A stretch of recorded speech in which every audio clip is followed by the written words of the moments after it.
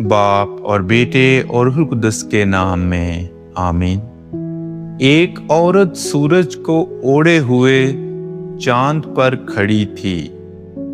مقدسہ مریم کی آسمان پر اٹھائے جانے کی عید کے موقع پر ہمارے لیے آج کی تلاوت مکاشفہ کی کتاب، اس کا 11واں باب اور اس کی 19ویں آیت، پھر 12ویں باب کی پہلی 6 آیات اور پھر 10ویں آیت۔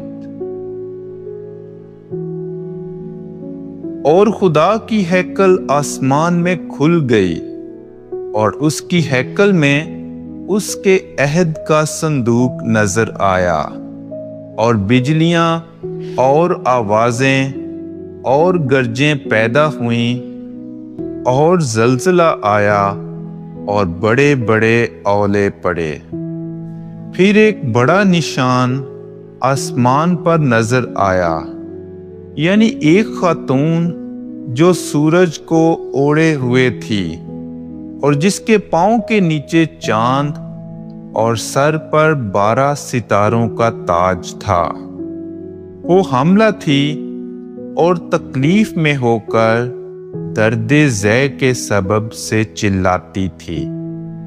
پھر ایک اور نشان آسمان پر دکھائی دیا، اور دیکھ، سرخ رنگ کا ایک بڑا اژدہا جس کے 7 سر اور 10 سینگ تھے اور 7 تاج اس کے سروں پر تھے، اور اس کی دم نے آسمان کے 3 ستاروں کو کھینچ کر زمین پر گرا دیا۔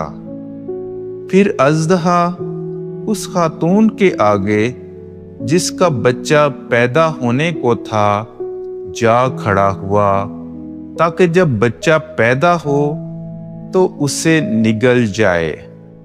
اور اس کے ہاں نرینہ فرزند ہوا جو لوہے کے عصا سے سب قوموں پر حکومت کرے گا، اور اس کا فرزند خدا اور اس کے تخت کے پاس تک اٹھا لیا گیا، اور وہ خاتون بیابان میں بھاگ گئی جہاں خدا نے اس کے لیے جگہ تیار کی ہے، تاکہ وہاں 1260 دن تک اس کی پرورش کی جائے۔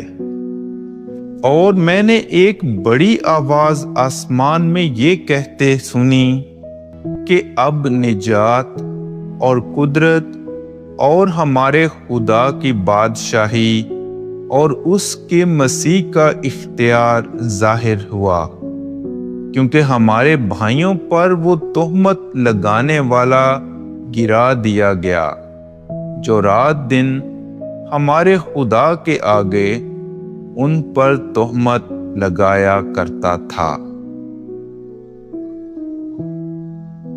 پاک کلام کے پڑھے اور سنے جانے پر خدا کی برکت ہو۔